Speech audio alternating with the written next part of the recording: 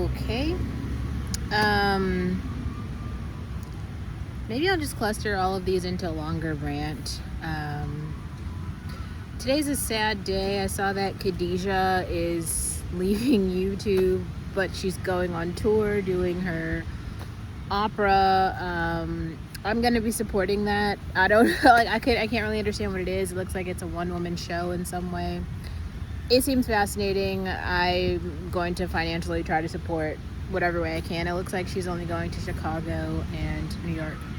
So that happened today. That is one video essayist that's gone, but it looks like she does have 2 videos kind of explaining why she left, sort of thing. Another thing, this is very strange to me. I don't know why whoever this guy David Godkins is or something, he kept coming up in my feed. I couldn't understand why, but I guess I don't know who's reading his books. I don't know who's consuming his content. I've never heard of it before today, I guess. But he wrote a book, and he, like, I'm not exactly sure why this. It looked like a bunch of people have made response videos about this. Maybe this is the sort of thing where I definitely know who Sadia Khan is. And I guess, like, Sadia Khan has been exposed as a fraud. In the same way, like, the Wizard Liz, I guess, was exposed as a fraud. Like, they weren't really frauds. They were just speaking from their own perspectives, but their perspectives are small and limited. Man, there's so many topics to introduce at once. There's a girl, I think she calls herself Arius something, but I think she's like a Dominican girl, but her platform right now, she's been using it to try to broadcast the fact that she wants black men to leave her alone. And to me, that's very strange because, like, I don't know, like, it's just very clear that so many men are so thirsty, but it's like every post that she makes is like, please leave me alone, like, stop talking to me. And it's like every single post is like someone who she's saying, please don't talk to me, and they, like, won't stop. So that's very strange and unfortunate that they won't take the hint, but hence the society that we're in. But this guy, David Godkins, for whatever reason, he is talking about his divorce or his child support or something like that. Like, I think what happened, I watched one clip and it tried to explain it. So he has a daughter, but his daughter's like 24, and his daughter goes on online on TikTok or something to talk about how he's a deadbeat dad. And he's refuting that by saying, I paid child support, I've never missed child support payments or something. And it's just like a bunch of white people in the audience clapping. This guy seems like he's blackish, I don't know. Then his black mother comes on the stage. The whole thing is like the dumbest thing I've ever seen. And did this come on anyone else's feed, or is it just mine? All of it seemed like cosplay for, like, niggerdom. I've never seen anything so strange. Like, why would we care about this man? First of all, like, who's reading this dude's book? But he sold millions of copies of something. I feel like at this point you could just write, like, don't die, and, like, 2 million men will buy the book. I don't understand, but that's a thing. So he gets on stage and he's, like, screaming about the child support. I paid the child support. I'm not a deadbeat father. It just requires so much more than paying money to be a father. And I want to interject to something that Lucas said last night. Now, I've been talking about Lucas and Lucas's channel for a few days now. The reason that I want to talk about Lucas is because it feels like some way, I don't know how long this has been going on, I just came across his content, but he's gotten a bunch of black men to all gather in one online space, and he has a pretty significant following. And so they have these, like, chats every night where he unpacks topics, but it's like a live chat, right? It's not Destiny where he's got like 11,000 people in the chat, but he'll have, like, 700 people, 500 people or something, and these seem to be like all black people. Now, this is my 3rd night joining it. So last night he was basically talking about he was actually asking questions. Like, they have this thing called a panel. So then it was like 11 other men all get, and one woman joined, and they all get in the panel, and they started talking about like continental African expats. Now, two things came up. The first thing that came up was this idea of like some black men who were saying, well, we don't want to participate in politics, and also we don't care about reparations as a policy. And Lucas was making the point like, I don't want to stay in America and be poor. Like, I'm not advocating for that. I'm not willing to remain in that situation. So he was kind of acknowledging the relative poverty of virtually like the black community, which it does feel like everyone else ignores. Like the point of reparations is to lift this particular group out of the extreme poverty that as a group it is in. Now, if I don't understand, if you're not going to advocate for policy change or reparations, whatever you're doing now under this system of, we'll call it like equality and capitalism, this is what it is. It will remain like this forever, basically. And you see how difficult it is to accumulate resources, to start building economically as a group. Okay, this is the issue. And the reason that I wanted to come on this channel today and talk about this specifically is because I know that there are many black women who are just lost. Like, you don't even know what, like, the internet, and like, we are so grossly outnumbered here in America, in Europe. Okay, but in terms of the population globally, we are actually very numerous. So if we're talking about black women globally, we are very numerous. Now, the problem with most black Americans is they have not found their tribe. I feel like I finally realized the social significance of what Sierra did by going to get Benin citizenship in Africa and then posting about all of that. Any black American, just by telling your own story of really survival in black America, okay, is a hero story to some group in Africa. There's some group right now in Africa who's like rooting for you, and you don't even know it. Like, whatever your odds are, specifically based on things like, you know, this complexion of your skin, the shape of your, you know, your skin tone, your hair, or whatever. Like, whatever your struggle is, there is somebody who is like, we needed to see that win. And just by you showing up, you are like providing that win for that group. That's the bigger point there. You just have to find those people. Some of us have already done the work to like find those people, but at the same time, that doesn't mean that we don't like simultaneously exist in American society. Obviously, you see I'm here, we do. And this brings me around to my last point about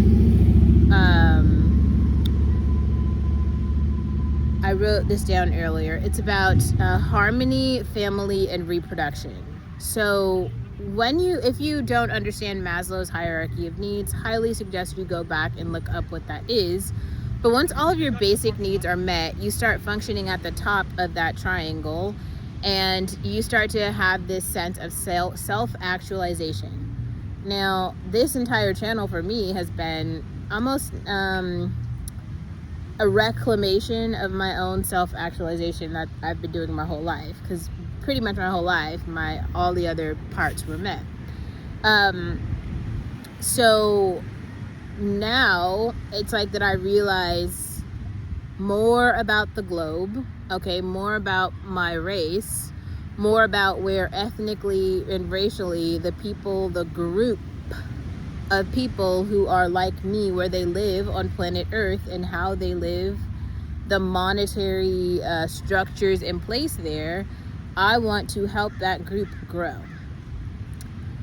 The bigger problem I see, and I've already made a video about this, the end of Black American women, is there is no collective group. I do think that whatever is happening right now I'm very optimistic about September being a month of change for Black women, where hopefully people stop buying hair products and stop buying weaves just for 1 month, to start to reallocate some of those resources to go back to our group, because we need those resources.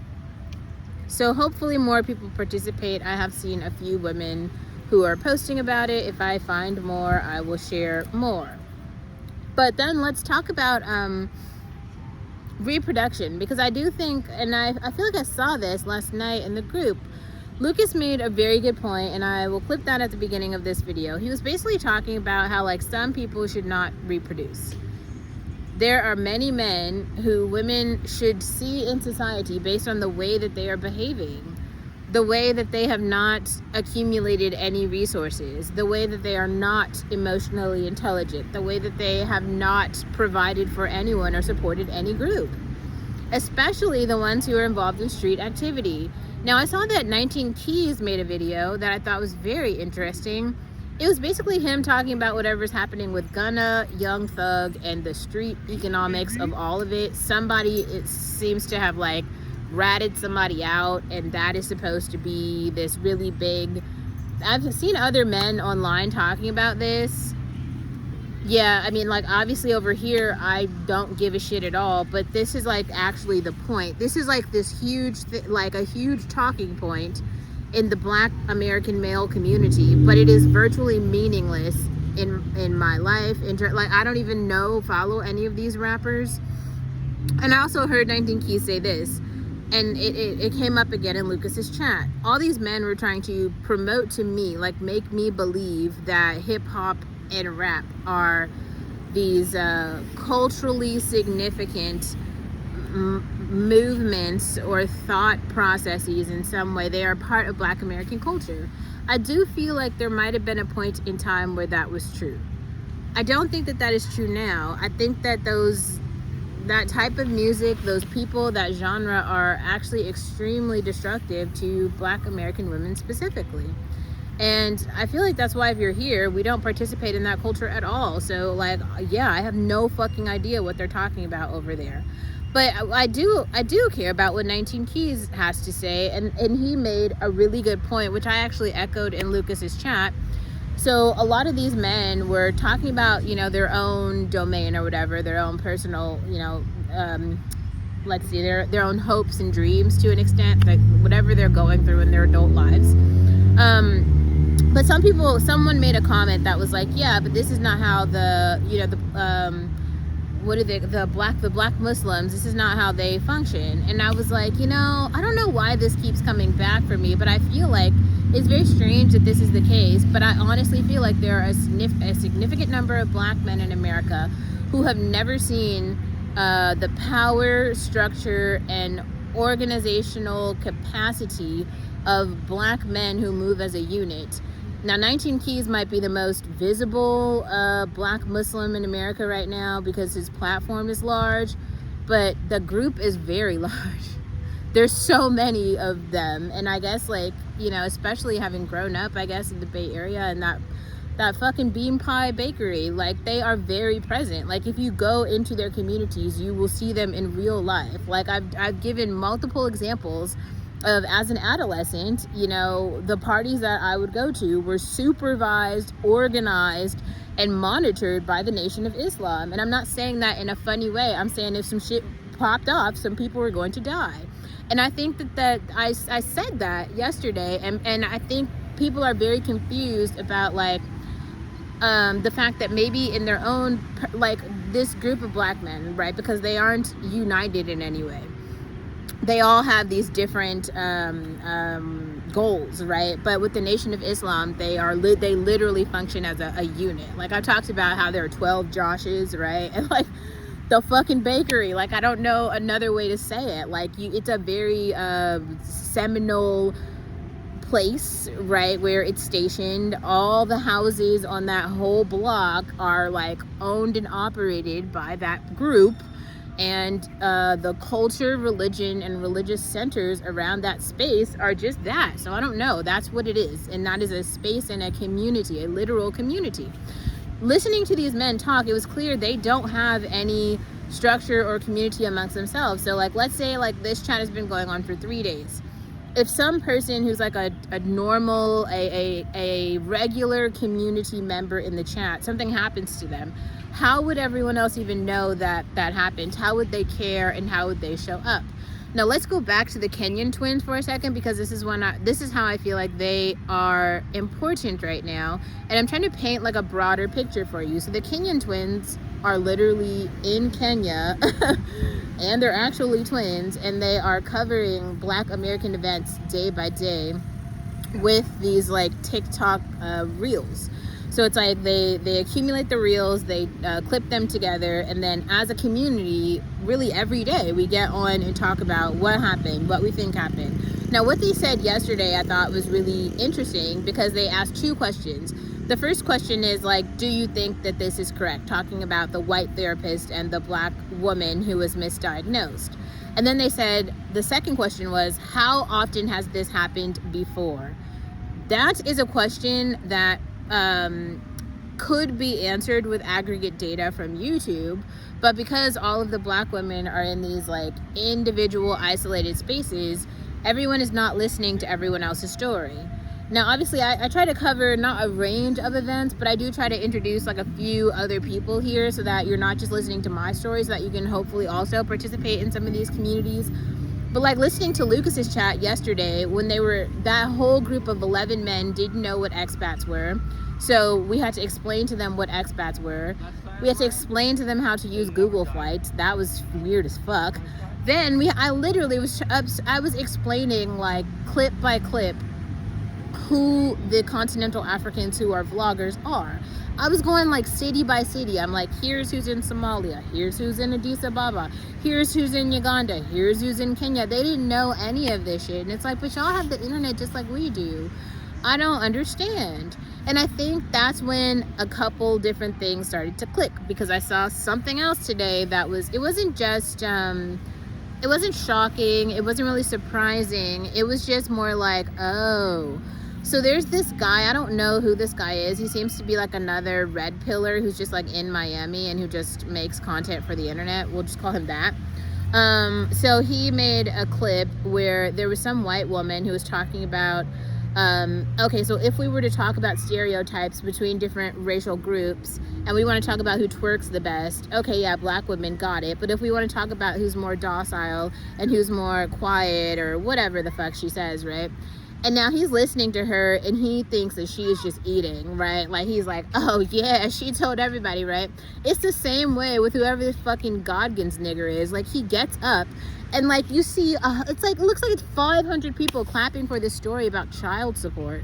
It was just like, these people live in fucking delusion. Like who gives a shit about this story? Be serious. Like, do you care about his child support? No. Do I care about his child support? No. But it's legitimately like 500 other people who seem to care, and it's the most frustrating thing ever. Like, none of us care about this story. I don't care about the story. You don't care about the story.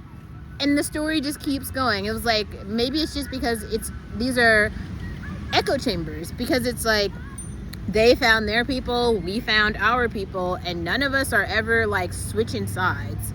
So we're all just continuing to tell the story. Now it's really sad to see Khadijah go, because I think that Khadijah was telling a very important story, but maybe also we got to a point where she's exhausted the amount and the way that she could tell that specific story. Like she said it so many times so well over like 5 years that maybe there just really is nothing more to say, and that could be true, I guess. I don't know. But the last thing I want to cover here is this idea of a sock. This idea of a housewife versus a sock, because it was something I heard Lucas say, and I was like, I was shocked by it. Not that I was shocked, I'd never heard the term before, but he referred to some women as socks. He was saying, be the best sock you can be, which is basically like a hoe. I will talk about hoe math. Does anyone here watch hoe math? We'll talk about hoe math maybe tomorrow. But he introduces this idea of a sock. So he's saying, okay, well, if some women are just made out to be socks, saying that they also should not reproduce because they are not going to make good mothers. I agree with that. I think that there are some women who are not going to make good mothers and who should not reproduce. But I also think that it's possible to be a woman in the world who's not a housewife and who's also not a sock. This is this lane I feel like we occupy over here. We're not housewives and we're also not socks. We are like autonomous black women. And I think that that was something, unfortunately, I had to explain that concept to, I said it somewhere and then someone replied to me and they were like, I've never heard that concept before. That's very fucking strange. You don't know what an autonomous person is, and then you don't know what an autonomous black woman is. An autonomous black woman is a black woman who is obviously a citizen of the, like, really of the society that she's living in, as in, like, you're participating in it. You have some economic power to make something move, right? Like, you have a stake in the system that you're participating in, but you have the ability to make decisions on your own.